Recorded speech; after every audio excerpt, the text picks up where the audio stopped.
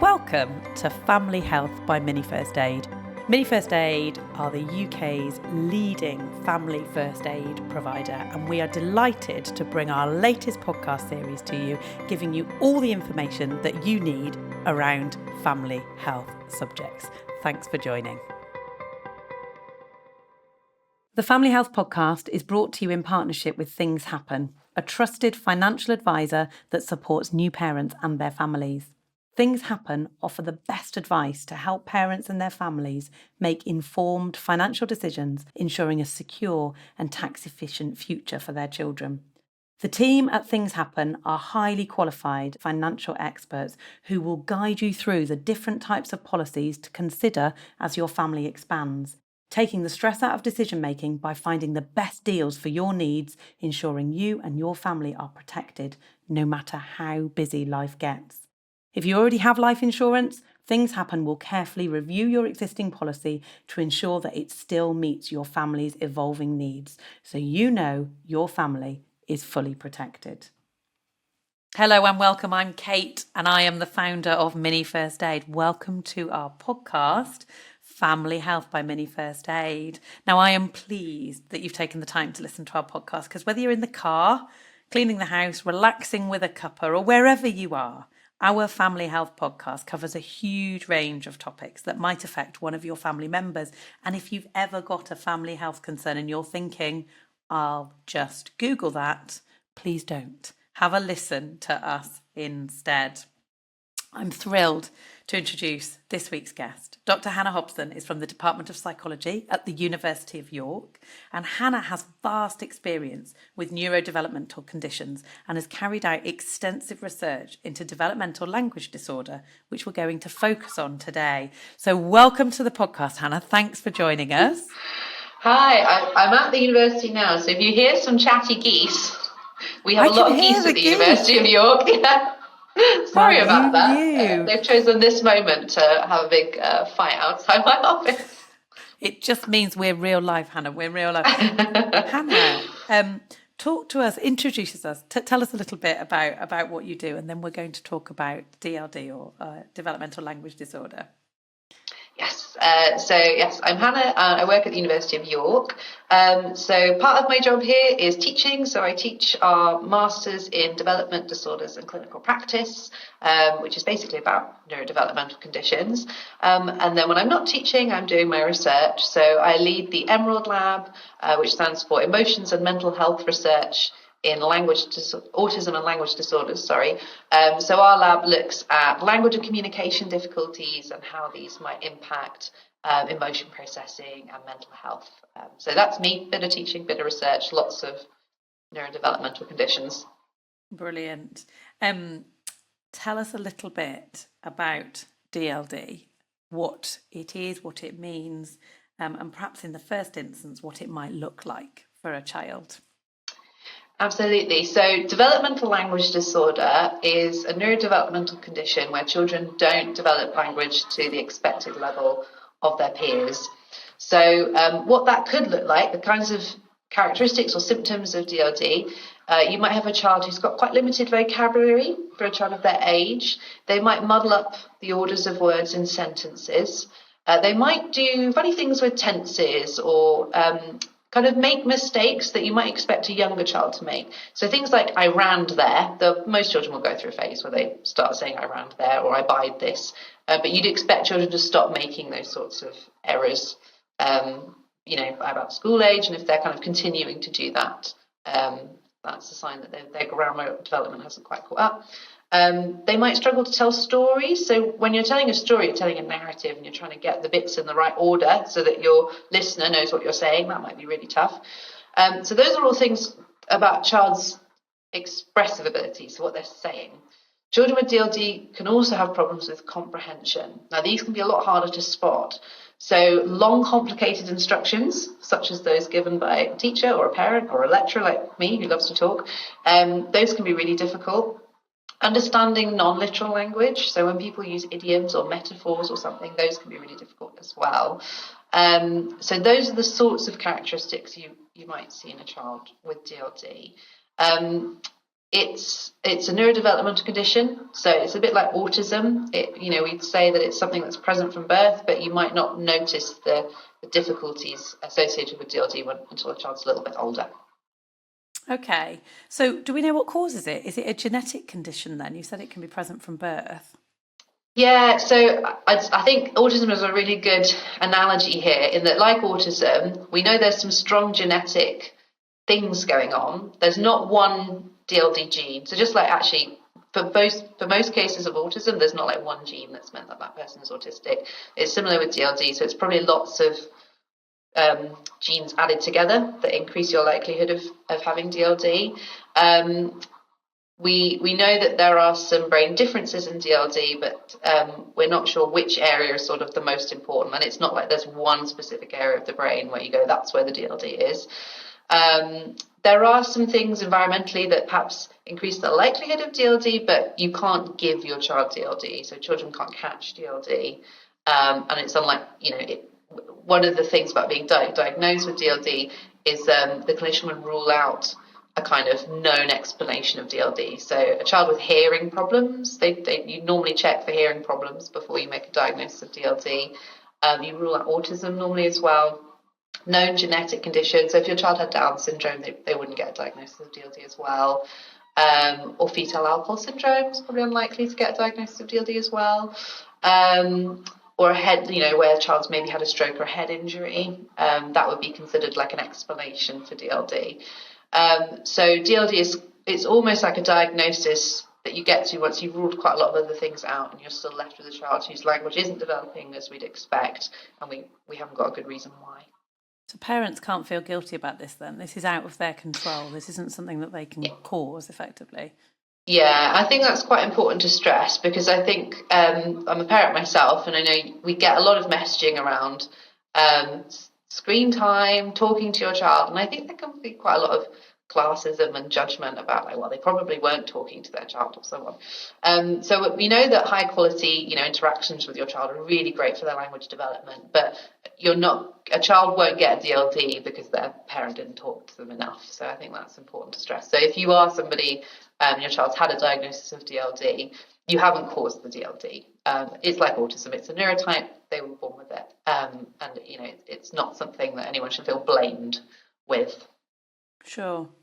So how do you diagnose it then? Because obviously you talked about ruling things out, and I guess in that diagnosis, how do you go get that diagnosis? So where does the referral come from? What happens for children?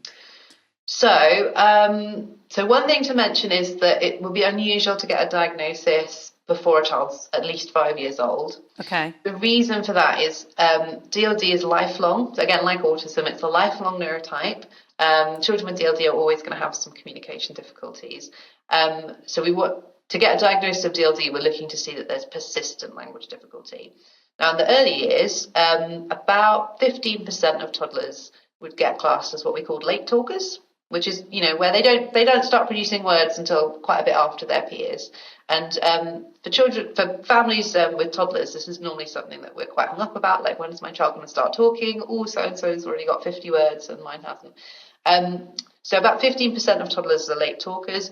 Over half of them, actually, they just resolve. They catch up to their peers by school age, so they don't have persistent language problems. For children with DLD, that doesn't happen. They continue to have these language issues. So you're not normally going to get a diagnosis of DLD before about age 5. If you're worried about your child's language problems, whatever age your child is, the points of access are your child's school and your GP. So that would be the kind of in. The diagnosis would be made by a speech and language therapist. So to get to a speech and language therapist, you're going to get referred either by a school or by a GP. What I would say is that in some parts of the country, the waiting lists for getting a speech and language therapy assessment are really long, which is a real shame. I'm going to mention private SLT, knowing it's, for some families that is absolutely just not an option. But if it is an option to you, you might consider approaching a private speech and language therapist for their opinion, if that's an option that's open to you as well. Is there, talking of private speech and language therapists then, is there a method for selecting your private speech and language therapist, or a warding a body that you can trust to say, yes, this is a bona fide language therapist? Yeah, absolutely. Right. So all speech and language therapists are, registered. They have to have done an appropriate speech and language therapy degree. So if you're looking for a private one, I'm going to get the acronym wrong, but there's an association for independent speech and language therapists. It doesn't roll off the tongue, the acronym, but I can pop a link for the show notes to the body where if you want to search for an SLT in your area, you can do that. That's fine. Great. And then obviously that speeds up your time for waiting for assessment if you've got the facility to pay for it. If you've got the resources to do it, it's a decision that I think some families do make, yeah. Great. Okay. So it would otherwise come as a school referral or a GP referral. Yeah. Do you still need a referral if you're going privately? Do you still need one of those to write you a referral? No, I think you can approach an independent speech and language therapist and they can talk you through the process. I mean, if you are worried, what might be a sensible first port of call before approaching independent SLT is there are a few charities for children and families with speech and language needs, and a lot of those do have parent lines. So an initial step actually sensibly might be to give those guys a ring, see what they think. Do they think you should be approaching SLT? What would their advice be? So again, I can send some links to some good charities. But Speech Language UK are a really good group. Aphasic are another really good charity to know about. They're highly trust them with their recommendations. So their parent lines might be a good first place to go if you want to get some intel. Hannah, that's great. Thank you. Now let's talk about challenges for children then. So a child with DLD, in an educational sense and also in a wider sense, what are some of the signs or challenges that they're going to have? So although developmental language disorder is sort of defined by language problems, when we think about our everyday experiences, language is everywhere, right? Like we're using language now to do this podcast, but you think about the education system, lessons are delivered via oral language or literacy. And literacy, we know, literacy development is very dependent upon language skills. And also a lot of socializing requires some level of language input. So it's perhaps not too surprising that if a child has DLD, they are at greater risk of having educational difficulties and also social difficulties as well, and some mental health problems. So children with DLD don't have to have a mental health problem. It doesn't define them, but they are at greater risk of things like depression and anxiety. And actually, we do know from studies that have looked at children in mental health services, there's a very high rate of unrecognised language problems, which is, I think, very sad. So in terms of their education, so it's important to stress that children with DLD, they have these language problems, but that doesn't mean they have intellectual disability. They can be very bright. They often do have lots of other skills, and they can be socially fantastic friends, like really pro-social children as well. So they can, we have got examples of individuals with DLD who've gone on to university, completed university, and even become speech language therapists themselves because that's what they're interested in doing. So there is, people even with these language problems, when they're suitably supported, can go very far in education. But I think particularly when the language problems aren't recognised, that can be a real issue because actually children internalise that they can't do school. It starts to affect their self-esteem and their engagement. And again, there's not many studies, but one study I know of that looked at children who are about to be permanently excluded from school, and 80% of them had an unrecognised language problem, which I think is really shocking. Wow. But I think that also highlights that you might think this is going to be an easy issue to spot, but actually many children with DLD go unrecognised. Their speech might sound quite normal. They might not say very much, but by not saying much, you don't hear necessarily these unusual sentence constructions. So they really can fly under the radar, and I think when unsupported, people make judgments about what those children are like because they don't have the context of the language problems to help them I think understand that. So with the sorts of things, you gave some examples at the front end of the podcast. It might be helpful just to share a couple of other examples if you've got some, because you talked about them using the wrong word in a sentence. Have you got some other examples just to give parents an idea of some of the things that they might hear from it? Yeah. So another thing is word finding problems. So that, that tip of the tongue feeling where you're like, oh, I've just lost the word that I was going to say. So people with DLD might experience that, but a lot. Like they have a lot of difficulty getting the right word that they want to say. You might also spot some issues in their reading development. So the way that reading works cognitively and in the brain is it's a bit of a parasite, really. Reading really hangs on the language areas of the brain. So children with DLD might be slow to learn to read. So they might struggle with that initial period of reading development where you have to get the sounds out off the page. But even once they've kind of mastered that, if you give them a piece of text, they might manage to read it out loud, which again to a teacher might be like, cool, fine, the reading's over. But actually they might struggle to comprehend what they have said. So that might be another clue that there might be some undetected language issues going on if you're seeing issues with their reading and their text comprehension. Some children with DLD do have speech problems. So by speech problems, I mean like problems getting the sounds out of the mouth. So we might think of a stutter or a stammer. So some do, but many don't. And the children who have got some speech issues are probably the ones that are most likely to be detected by adults, by teachers, by parents, because you can hear it. It's the kids who don't have that I think are more at risk of getting missed. And the other thing we're starting to look at now in my own lab is the amount of camouflaging and masking that children and young people with DLD are doing. And I think that is also probably playing into why we're not very good at picking up DLD. So you might think if a child's in the classroom feeling totally lost, not going what's up, not knowing what's happening, why aren't they putting their hand up? Why aren't they saying like, sorry, I'm lost? So, children learn that if you ask for help 3 times, eventually someone's going, I told you 3 times what we were doing. Why weren't you listening? I said, did you understand? You said yes. So I do think they kind of are fed some learning about how not understanding is actually not very desirable. So they hide that they haven't understood, or they come up with ways to try and look like they have understood. So we've had children in our research who've got into trouble at school for copying.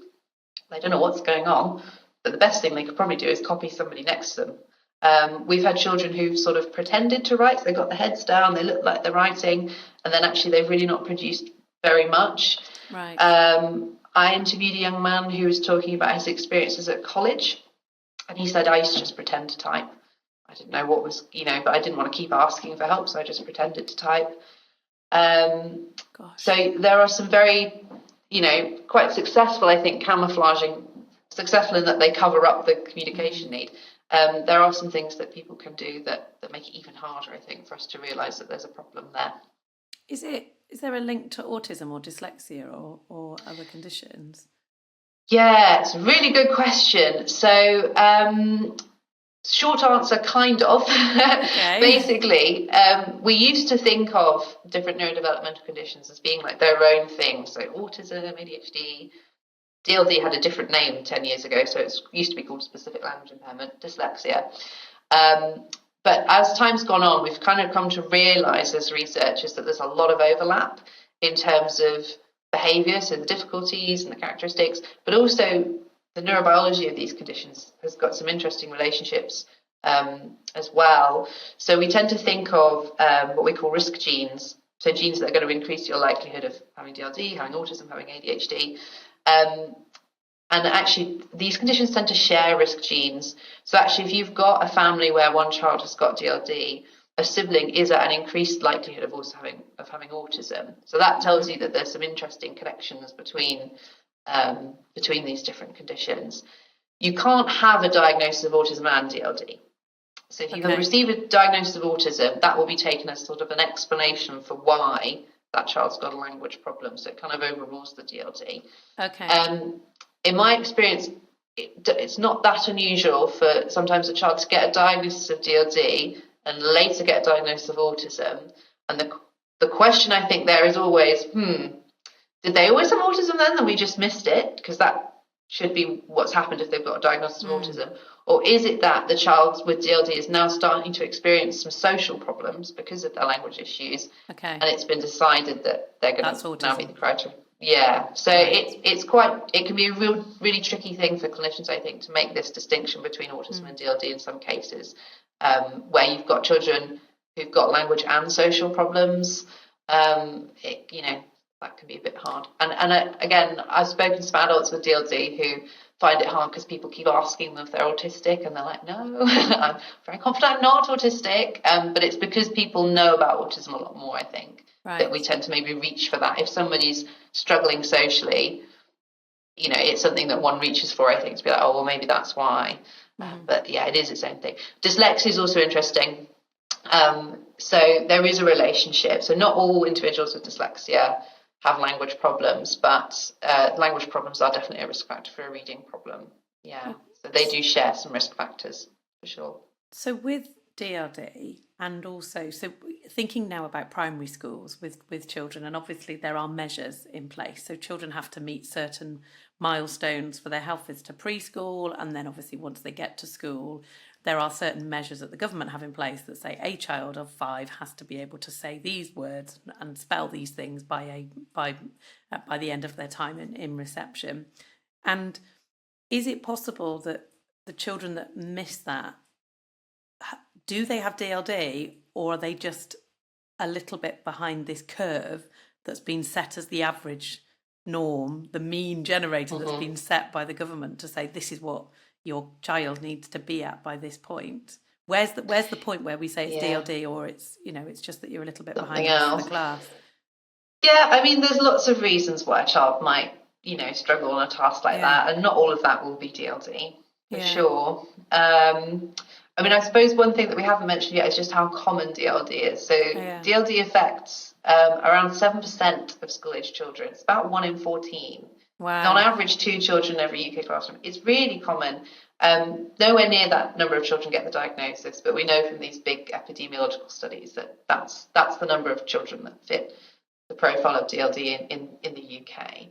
So it's not particularly rare. So, I mean, there will be the children who struggle with those sorts of tasks. DLD is not uncommon, but there will be other reasons why children might not meet those sorts of milestones as well that aren't just DLD. So if they have a diagnosis of DLD, what happens next? Do they at any point catch up to the norm, or do they always stay with a delay effectively? So they'll never quite achieve the language development of their peers. So there was a study done, it was a few years ago, but it was a follow-up of adult men. So these were men in their 30s who'd been diagnosed with a specific language impairment, as it was then, but DLD now, when they were in primary school. And those 30-year-old adults had on average the language abilities of about an 11-year-old. So, they never do catch up. They do make progress. So it's not that, your 7-year-old child with DLD is never going to improve on any of their language measures. They will, but they will always have some language and communication difficulties. And I think that is something we haven't yet really done very well in terms of research or in terms of support. Yeah. People don't know about DLD full stop, but I think those that do, they associate it quite strongly with children, particularly primary school age children. But actually, children with DLD go on to be adults with DLD. And we're doing a piece of work at the moment looking at DLD in higher education. But it's a nightmare because nobody knows who these guys are. And I'm very confident that there are people with either undiagnosed or diagnosed DLD who are attempting to go to university. But we don't know who these guys are or what happens to them. Do they struggle? Perhaps. It would be good to know more about them. And we also don't have good resources for employers. That's the other thing that I think we're really lacking at the minute. Yeah, because you may have emotionally matured, but if your language development doesn't support that, then that's going to provide you with a challenge in the workplace or in academics. So let's talk to me about, if your child is diagnosed, where does the support come racing in? Yeah. Does it pull up in a car and come and help you, or is if only, eh? So if you have a diagnosis of DLD, your child's likely to benefit from some speech language therapy input. Now, where that comes from, I think, is it's going to depend a little bit. So if you've gone and got a private diagnosis and you're hoping to get support via your school, you're going to have to kind of discuss that with your school and see if they'll put that in place and so on. I would say that it's unusual for children to just get ongoing speech language therapy forever. It's normally going to be like a time limited thing. And that's tricky because DLD itself is not time limited, So it's not like with some sort of speech issues, actually a targeted set of speech and language therapy sessions can sort it out to some extent. DLD is not like that. It's a lifelong thing. So the focus of the speech and language speech and language therapy input for children with DLD, they'll work on some aspects of their language, but a lot of it might be around the strategies for recognizing when you haven't understood something, trying to work out what it was you didn't understand, giving them strategies to live with their communication problem rather than fully resolve it, which, we don't have speech language therapy at the moment that will resolve DLD in that way. That doesn't exist. And to be honest, I don't think it will. I think it's a lifelong neurotype, and our best bet really is to think about how we support these people through education and into the workplace with their communication needs rather than trying to remove the communication needs, which I don't think is very likely to ever happen. Can someone with DLD see some improvement? Yes, definitely. They can. Right. They can. So it's not that their language problems, language abilities just stop developing, but they just don't catch up to their peers. So it will always be a source of struggle for them to some extent. But, we know that people with DLD can have lots of other really good strengths. And actually what's been really interesting in the camouflaging projects we've been doing is hearing about how individuals with DLD, they're drawing on all these other skills that they have and quite cleverly masking their language problems. And I think it's kind of a reflection of how clever some of these children are, that they're able to do this. I mean, it's not great because then we don't realise they have DLD, but I think it does pinpoint that these children aren't stupid. Like they absolutely can go far with the right sort of support. So no, their language can improve, but I don't think we'd ever see a case where we go, right, the DLD is resolved, we can remove that diagnosis. That's not likely. Okay. And is there support for teachers out there with children with DLD in their classroom? That's a great question. So that I would use, so there's some really great charities around DLD. So one of them is Raising Awareness of Developmental Language Disorder, which has got some really good fact sheets for teachers and for parents and professionals generally. So they're great. And they also have a really lovely YouTube channel. And they have really good videos about, being an adult with DLD, what children with DLD look like in the classroom, DLD and dyslexia, the association there. So that's a real treasure trove, I'd say, of resources. We also have charities like Aphasic, Speech and Language UK, also have really good resources. There's also a college, a high school and college for individuals with speech language needs called Morehouse, and they also do training on DLD. So if you are a teacher or someone similar listening, there are some really good resources out there if you want to learn more about DLD. And I really encourage you to. You've probably got a child in your class with DLD right now. Yeah, and presumably a similar signposting for resources for parents then. So those similar resources. Yeah, those are all really great charities. One thing that is, if you are a parent listening and you strongly suspect your child has DLD, or if you've just had a DLD diagnosis, there is a program called DLD Together, which is for parents or children with DLD. It's mostly run over Zoom, I think, but the idea is it's a sort of 7-week course of sort of 1-hour sessions that give you lots of information about DLD. And it also gives you the opportunity to meet other families as well. So that's advertised on the Aphasic website if you want to sign up and sort of do that with other families. But that's a really useful resource, I would say.